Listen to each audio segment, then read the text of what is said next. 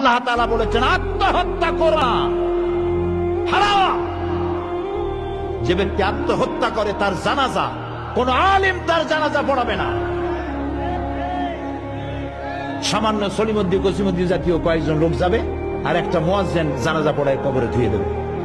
বড় জানাজা হবে না, বড় আলেম জানাজা পড়াবে না, যেহেতু সে জাহান্নামে যাবে। আত্মহত্যাকারী কোথায় যাবে?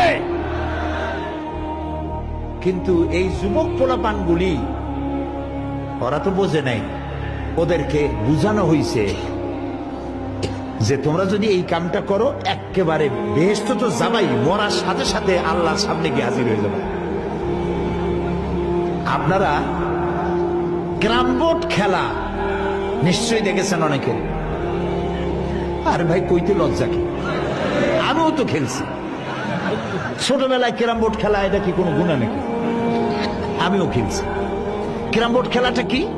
বোর্ডের উপরে কতগুলি এরকমের গুটি থাকে, একটা থাকে লাল, ঠিক না?